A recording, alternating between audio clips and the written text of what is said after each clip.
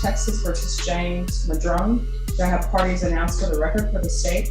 Brian Grimmer for the state of Texas. For the defense? Ronald Geyer.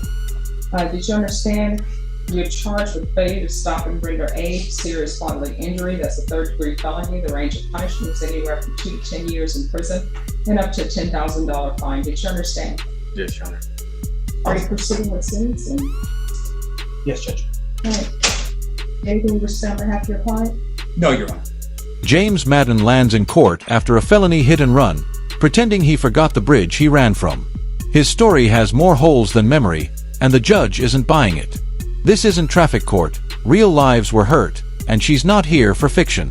James looks confused, but everyone else sees right through it. Walking away from that crash wasn't an accident, it was a felony. And now, he's trying to dodge accountability like it's a game. But in this courtroom, no one's playing. The judge. She's not here for dodgeball, she's here for justice. Where is Donkey Lady Bridge? Now it states in here that they had met you through Elise. OP1 said they were at the complainant's house when the group of males showed up in Unit 1. Unit 1 is the vehicle. She said they decided to go to the Donkey, D-O-N-K-Y Lady Bridge, but instead ended up driving around. Where is this Donkey Lady Bridge? I'm not sure, Your Honor. I've never been there in my life.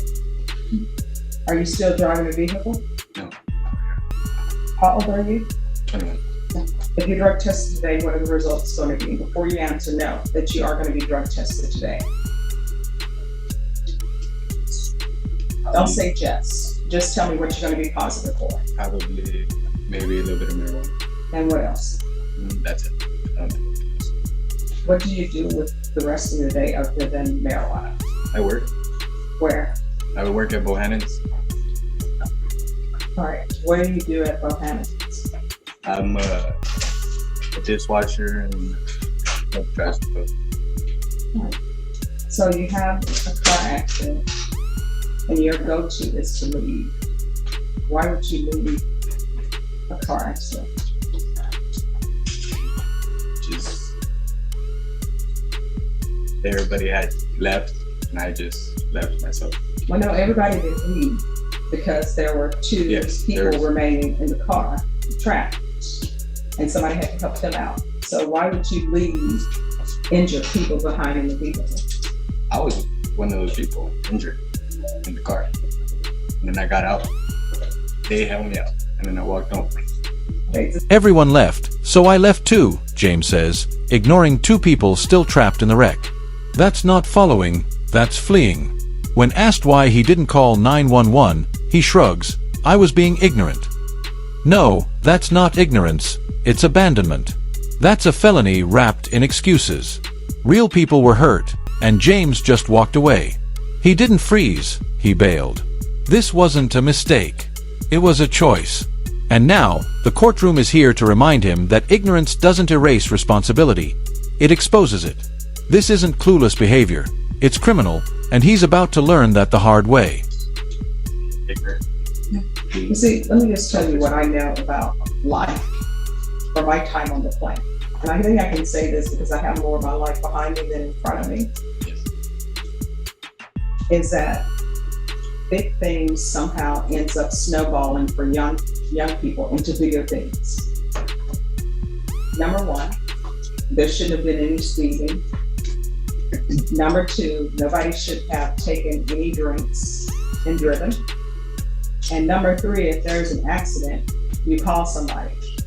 If you would have stayed and helped, if you would have called somebody, guess what? We wouldn't be here for a failure to stop and render aid. The judge isn't playing. No, you don't drink and drive. No, you don't run after a crash. And yes, you stop, you call, you help. These are basics, not law school material. James failed every one. Now he's acting surprised at the felony charges. Please. This wasn't a misunderstanding. It was a full-blown failure of basic decency. The judge isn't lecturing, she's delivering a wake-up call. But James looks like he's still dreaming. This is what happens when recklessness meets reality, and reality always wins. The court's not just enforcing laws, It's teaching what it means to be human. Anyone know the amount of what the restitution will be? Any idea? I don't, Judge. I know our advocate is working on that. I don't know how much, if any, restitution is going to be outstanding. Oh, if there's an issue about restitution, just let the court know and we have a restitution hearing. Thank you, Judge. How far did you go in school? I stopped at 11th grade. Why? Just struggling with my family. What does that mean? Like, I have to take care of my little brothers sometimes, most of the time, because my mom is just not healthy. So I'm really like their dad, and I'm always there to help them out and stuff like that. So, What do you mean she's not healthy? Where is she? she lives with her mom. Yeah, she lives with my grandmother. And so how old is your little brother? My little brother, he's 13. So where is your little brother living? He lives with me with my uncle. So was Child Protective Services involved? Yeah, they're talking to my mother right now. So there's a case, I think, that's open with my mother. The case shifts from crash to chaos at home. CPS is involved. A struggling mom, a baby girl, a teenage brother, and James. He's the so-called father figure who ghosted both court and life. Can't finish school, but finds time for wrecks and regrets. This isn't just a rough patch, it's a disaster zone. He's supposed to lead, but he ran.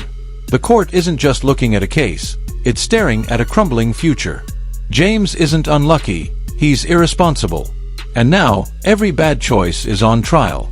This courtroom isn't just about guilt, it's about damage control. The case that was TIC'd was a burglary of habitation, Judge. All right, so here's the thing about burglary habitations, right? I haven't been presented with any evidence, so I don't know what it says. But what I do know is that entering people's homes without their permission is going to end up resulting in one of two things for you. One, it's going to end up being a prison trip. And burglary habitations range of punishment is 2 to 20 years. Or either you're going to break into somebody's home and you're going to be shocked to find that they are at their home, and you may end up being shot or killed. And you know what people are going to say? It was justified. You're in somebody's home, you're not supposed to be. So I'm going to put down cats 1 and 2, but I can give you cats 1 and 2 course in 2 minutes. Don't take what does not belong to you, which people should have learned in preschool. And when you go to someone's home, only go if you're invited, and then when they ask you to leave, leave. Life is so simple, people make it so much difficult than it has to be. So cats 1 and 2, and the MRT, which is supposed to teach you right from wrong, which again, you should learn that in preschool, right? If everybody would treat others the way they would like to be treated, you would need the MRT. The judge drops a lesson straight out of kindergarten, Cats 1 and 2. Translation: don't steal, don't break into homes, don't get shot. Basic stuff. But James, he's failing Moral 101. The court isn't just punishing, it's teaching. But James keeps flunking the fundamentals. This isn't just legal trouble, it's life training in slow motion. And when you need a judge to explain why jail is bad, you've already lost the plot. The system tried to guide him. James chose to ignore it. At this point, it's not about what he did, it's about what he refuses to learn. Course. So remember that as you're taking that course. I'm going to want him tested for levels. And those levels need to start going down. Do you understand? Yes, Your Honor. Okay. There should be regular Zoom recording. Mr. Madrone can hear you. Mr. Madrone, Ms. Pettis has some words to say to you.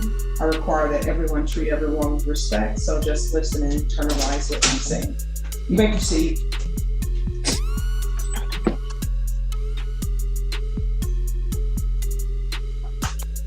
After everything, I don't think that you should be in prison or, but I did suffer injuries that are like for a lifetime.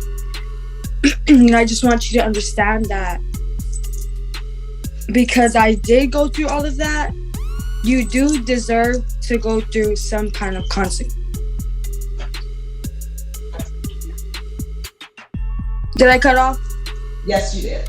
They keep calling me, that's why. I'm sorry.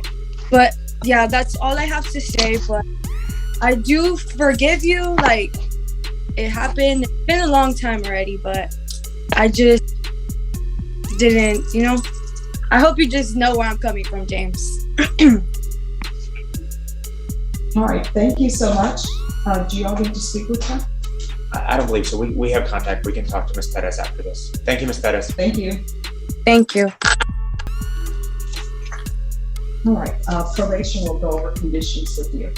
Are you the same James Madrone who was placed on deferred adjudication in 2021 CR 2437 for the offense of failure to stop and render aid serious bodily injury on March 21st, 2022 for a period of 10 years? Is that you?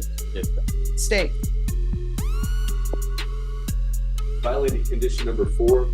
In Bexar County, Texas, the defendant, James Madrone, did then and there fail to report to the supervision officer as directed for the months of January and December 2023 in violation of condition number 4.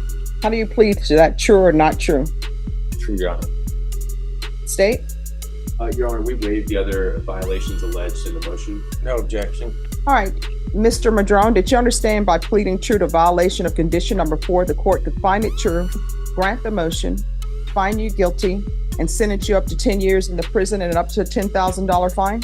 Yes, I understand. Knowing that, do you still wish to plead true to violation of condition number 4? Yes, Your Honor. Court will find violation of condition number 4 true. Is there a proposed agreement? It's not, Your Honor. We're going open. We are asking for the 10 years, Your Honor. I believe that's what we heard on. All right. Defense, what are you requesting? Judge, we're requesting that he be placed on probation, that he be given weekly UAs and intense supervision. Basically, Judge, this was a lot dealing with financial issues. He has 2 small children that he was responsible for, living with his grandmother at the time. He's now presently employed. I believe he has the resources now to continue. James is in the Excuse Olympics. Parenting classes, online, probation check-ins. Somehow, Zoom doesn't work. Rides. Grandma couldn't wait. Every failure comes with a reason. But the pattern's clear. He dodges every responsibility. Missed classes, missed calls, missed chances. The only thing James shows up for? Excuses. This isn't bad luck. It's strategic avoidance. And the court sees it. They've heard every version of, "It's not my fault," and they're over it. James isn't being misunderstood. He's being unavailable. And in the justice system, disappearing isn't a strategy. It's a sentence, one that's coming fast. Taking drug testing and support his children. So I think basically, Judge, if we give him weekly UAs and ISF, put him back, not ISF, with intense supervision, that he's able to complete the probation successfully. You have anything to add, James? Yes, Your Honor. All right, you want to raise your right hand? Do you solemnly swear and affirm the testimony you give will be the truth and nothing but the truth, so help you God? All right, you can lower your hand, state your name for the record. James Bradford. All right, it says here that you didn't talk to the manager and you left when asked to stay in the lobby by the probation officer. Your Honor, I was, my grandmother, thankful for her that she helped me with my burdens when I had to do these reports and everything, and she would have my kids in the car while I'll be reporting. So at that time, I really didn't have too much time to be there due to my being responsible for 2 children.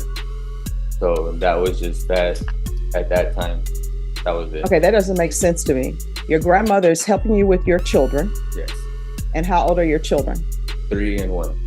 All right, so she's helping you with the 3 and 1 year old. So you're telling me your grandmother drives you to see your probation officer Yes. and then says, "I can't wait." Yes, Your Honor. That doesn't make any sense to me. It's just like I have a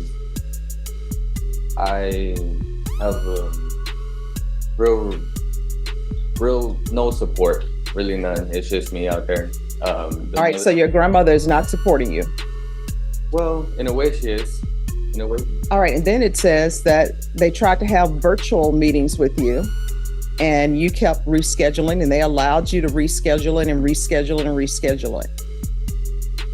Again, I had financial burdens. So you didn't have a cell phone? No. You couldn't get a ride by via bus? Your Honor, my grandma lived in Leon Valley and she moved over there by Lackland Airport Base, and I did not have reliable. James didn't trip. He completely ghosted the system. No classes, no check-ins, no progress. Then he says, "I thought the judge would leave me alone." What? Like court is an X you can ignore? This isn't optional. It's mandatory. Violations piled up like receipts. And now, the bills due. James wasn't looking for help. He was looking for escape. But skipping the process doesn't cancel the consequences. Every chance was handed to him. Every rule ignored. This court isn't cruel. It's done waiting. James didn't just fail probation. He failed every opportunity to turn his life around. Transportation. Oh no, I know for a fact that there's transportation by via for Lackland. Oh. And you know how I know there is that? Because one time I made a mistake and got on the looper, which I believe is the 510, and it takes you all around the city. And I was like, wow, this is where the bases are. Yes, but where I had to report was over there by 1604 in Bandera. Which, Via. Yes, Your Honor. They canceled that bus route. I know it sounds like if I'm making it up or not, but yes, they did cancel that bus route for that reason. That drive was very, very extreme. Did you pick up the phone, call probation, and say, hey, this is where I am? Okay. All right, any other questions? Mr. Madrone, my name is Hank Wilkins. If I ask you anything you don't understand, just let me know and I'll try and rephrase it, okay? Do you know the last time you reported? The last time I reported was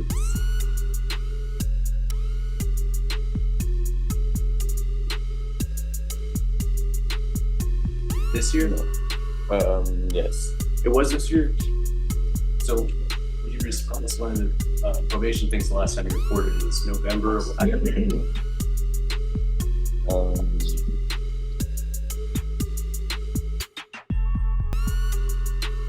Did you ever do the CATS theft course? No. Did you do the CATS 2 theft course? No. Did you do the moral recognition therapy? No. Did you do anything on probation? I had parenting classes that were available online, which I did do, and it waived over my community service. I'm sorry to interrupt. How can you do the parenting classes online, but you can't report? No. But you can't report to probation online. Explain that to me. I did report to probation online every time I had a Zoom meeting. And when it was in person, it was hard for me to be able to report due to my lack of transportation. Do you remember telling probation in January of this year they're not going to do anything? No. You remember telling them, I know the judge will reinstate me? No. You understand that when you pled to this offense, that's a third-degree felony, right? You're looking at up to 10 years in prison? Yeah, I do understand. Yes, I understand. And you knew that, and you still didn't do these conditions of probation, right? You didn't do the moral recognition therapy? Not that. I had faced financial burdens, so I did not have support from the mother of my children. She was attending school at the time, but now I have a reliable job. The gavel drops. 8 years. Not because the system is unfair, but because James wasted every chance. The court mapped out his recovery. The state gave options. The victim offered forgiveness. James. He ran from all of it. He didn't fall, he vanished. This isn't a harsh sentence. It's the math of missed chances. Accountability was never forced. It was offered. But James kept walking away. Now, he's not being punished for one mistake. He's facing the fallout of dozens. This isn't a courtroom revenge story. It's reality, and it finally caught up with him. I have the means to prove to the court that I could be responsible in finishing my term with the probation. Seems like the easiest thing to do would be to report, though. You didn't report it all this year, right? No, because she said that she was going to file a motion to revoke, and I had said that, okay, that we have to do what we have to do. That's simple. That's what I had said in that response. I'll pass it to Mr. Jones. Nothing further, Your Honor. All right. Probation. Was there any restitution for Elise Perez and Kimberly Soto?